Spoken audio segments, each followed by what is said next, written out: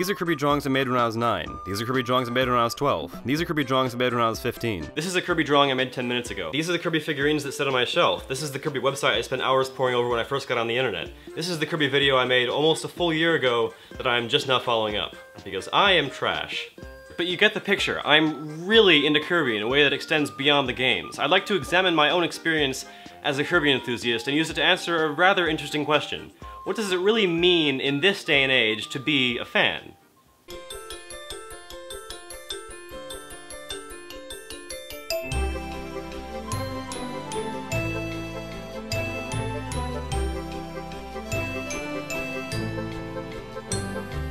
Well, many of you should be familiar with the basics. You fall in love with something, sometimes at a very young age, and you surround yourself with it. I just happened to fall in love with Kirby.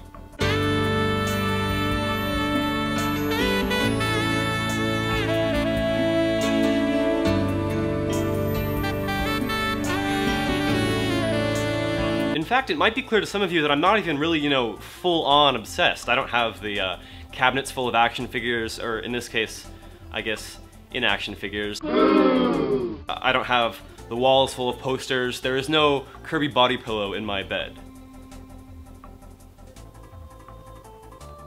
I mean, I've been a fan of Kirby for almost a majority of my life, but there are people out there who've been into this kind of stuff since well before I was born. How am I qualified to talk about the state of being a fan when there are people out there with twice, 3 times, 4 times my devotion? Well, that was a trick question. I don't need to be qualified for shit. This is YouTube, friends. But what I'm trying to say is everyone expresses their fan enthusiasm differently. You don't have to be wild about something to be a fan. All you have to do is show up. That's what I did with Kirby. My excitement made me hungry for information. You're not gonna find that shit in Webster's, so I had to grab my galoshes and immerse myself in the mire that was the internet in 2004. Back when MIDI was more recognizable than GIF, Newgrounds and eBaum's World were the most popular video sharing sites, and the hottest new thing was all your base or belong to us. What a time. The official Kirby website was this horrendous Flash-based hodgepodge, complete with cheesy sound effects plastered over every goddamn navigation option.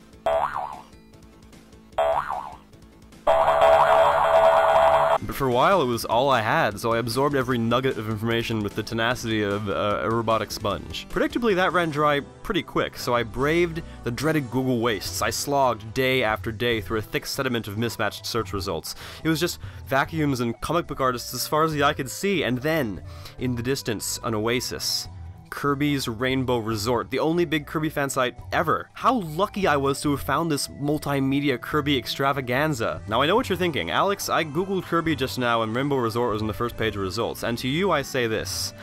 I was not a very smart 9-year-old, but I knew a good thing when I saw it. Before long I was returning to KRR daily like it was some kind of shrine. The thing is, I didn't know about emulators, I didn't realize I could buy old games used, and this was before Let's Plays. Yeah. Can you believe that? Before Let's Plays. So my only option was reading the guides on Rainbow Resort over and over again. Mechanically, they're indistinguishable from a wiki, but they have this personal touch I just don't see that often anymore. It was really nice. Regardless though, as I've said before, without the games for context, I was like an archaeologist decoding pictographic messages about some ancient religion. At times it felt like nonsense, it felt like arcane bullshit, but I pressed on. I had to understand. I had to know Kirby as a body of work, as an idea, as a faith. It got hard, but I pulled myself up by my bootstraps. I wasn't alone. This was my fight. At least it was, until I discovered the message boards. I mean, I'd already forced my real-life friends to care about Kirby, but now I could eavesdrop on real-life people who had played the old games. I didn't understand their mid-2000s internet humor, and I was too shy to ever post on the damn thing, but seeing their questions, their answers, their fan creations, their forum games, it was a delight. They made Kirby more real to me at a time when I'd still only played a little bit of it. And actually, what about playing the games? Spending all that time reading about the games without actually playing them generates hype, and not the good kind either. Toxic hype. In the highest height of my Kirby phase, I spent most of my free time researching the franchise's 2 SNES platformers, Kirby Superstar and Kirby's Dreamland 3. And I was going to play them eventually. How could they ever live up to my childish expectations? Well, you want to know a crazy secret?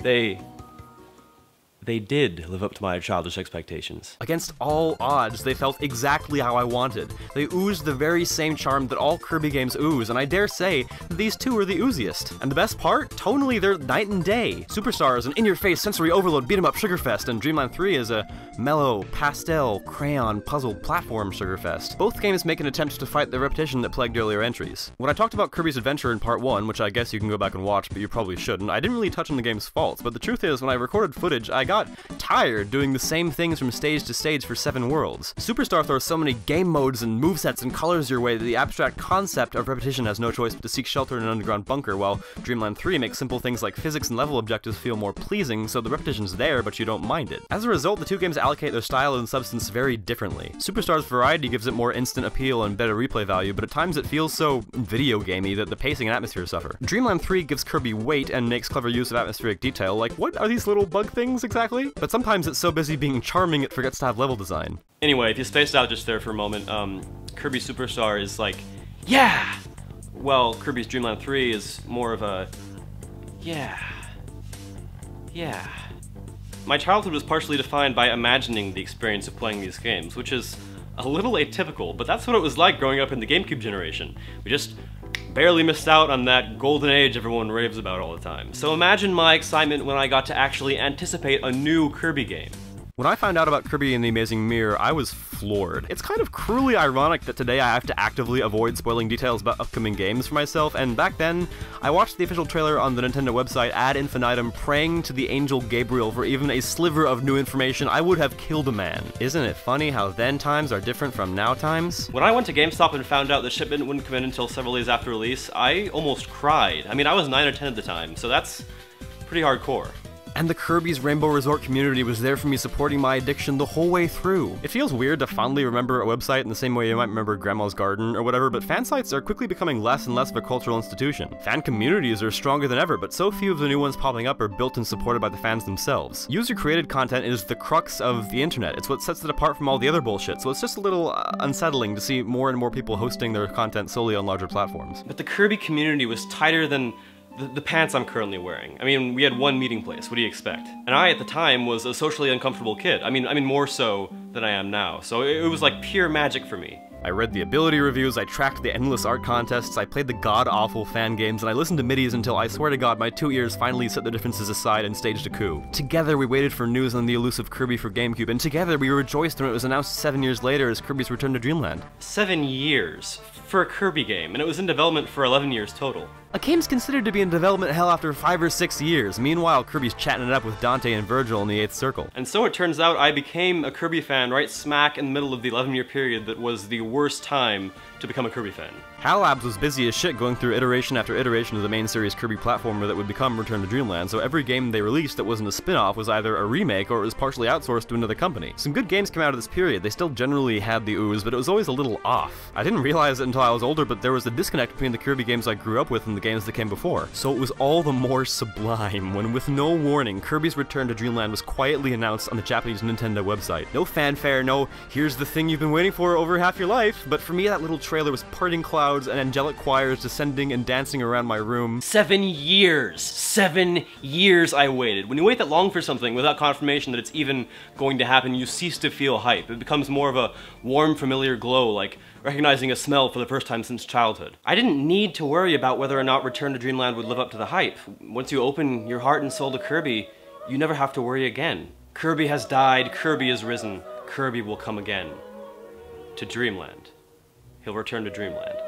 And how satisfying it was to play that game on launch day. I play good games all the time, but it's not often that a game is deeply satisfying for personal reasons. It's a special feeling, I recommend it. The worlds felt right, the atmosphere felt right, the music felt right. Return to Dreamland was a return to form, a joy to play beginning to end. Any potential problems are outweighed by the addition of inner tubes. If that doesn't fill your heart with butterfly dreams, I don't know what to tell you. But what did the press have to say? Well, the same thing they always say. It's a good game, but it's too easy. Now, see, I know bashing sites like IGN and GameSpot has become the internet's bread and butter these days, and I don't intend to jump on that bandwagon, but just let me have this. Mainstream games journalism, just level with me for a second. I know Kirby is easy.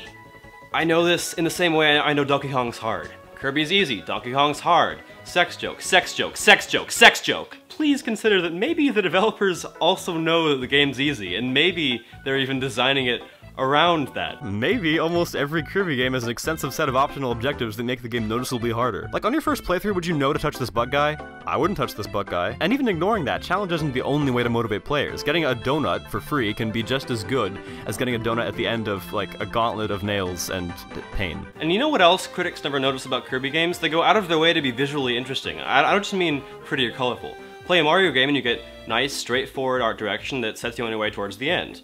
Play a Kirby game and God help us all! Surreal shit in the background that never gets explained. Surreal shit in the foreground that never gets explained. This cannon's a slime creature. These floating orbs look uncannily like the Seekers from Phantasm. This boss is attacking me by bleeding. And then sometimes you'll come across a little room or space that just feels nice to be in. I can't be the only one who enters this save room in Superstar and just has to stop to appreciate the coziness. A physical space's emotional impact is something we care about deeply in interior design. Why not game design? Kirby doesn't just have happy visuals or happy sound, its design is happy. That's impressive. So Return to Dreamland succeeds. 3 years later we get Triple Deluxe on 3DS, another good game, Kirby's back on track, order is restored to the universe. But what happened to Kirby's Rainbow Resort? Well, it's all but dead. Naturally, as staff members started getting older, they began leaving because, well, you can't spend your whole life running a Kirby site, but no one came to replace them.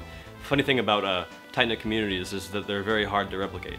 The staff dwindled, spam accounts started appearing all over the forums, and it got so bad that registration was eventually closed. A few stragglers still post every now and then. I come back every so often just to make sure it's still there. It was shocking when I discovered just how badly the site had been abandoned, but I'm comfortable with it now. Sentimental or not, it's hard to justify getting sad about a website where many of the memories are permanently archived. At first, I was genuinely worried about the future of Kirby fans. If a 9-year-old were to Google Kirby today, right now, would they find anything as deep and exhaustive as Kirby's Rainbow Resort?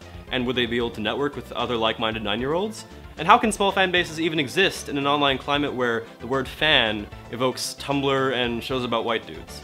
But you know what? I've decided those questions are stupid. Kirby deserves more credit than that. Our pop culture depicts happiness in a pretty uniform way. The colors are bright, the music is bouncy, and here in Silly Town, dancing's just our way of saying hello. That's what Kirby appears to be on the surface, but where the former is desperate and overly saccharine, Kirby is genuine, even refreshing. So much care goes into these games that for many people they become more than just a corporate tool to keep face slapped on. Kirby is a way to experience and engage with the idea of friendliness. Kirby is the spring breeze you feel wafting by sitting under a tree on a warm day. That attracts people. Sooner or later, someone else will build a community and people will flock to it. When you combine an individual's passion with the internet's creative power, all sorts of wonderful things become possible. So I'd like to dedicate this video to Rainbow Resort and to its founder, Kinderspirit, or Kindar Spirit. I've only ever seen it written, I'm sorry. I don't know you, but I hope you realize just how many wonderful memories and relationships you've helped create. Kirby may be just a video game, but his fans and their lives are very real, and that's worth considering. Thanks for watching, and keep dreaming, everyone. Wow, that video was self-indulgent, but these were things I wanted to say, and you guys have been bothering me about this video since like 2013, so remember, you asked for this. I'm assuming if you were going to like, comment, or subscribe, you've already done so, because, you know, YouTube is a big enough part of modern life that you probably know how to do that, but if you want to ask me questions or look at the same stupid internet pictures as me, you might want to follow me on Tumblr, and if you want to hear me complain about my life or receive updates and insider information about my YouTube channel, then maybe follow me on Twitter. I'm actually a lot funnier there than I am in my videos, or even real life, and I hate it. It is the bane of my existence.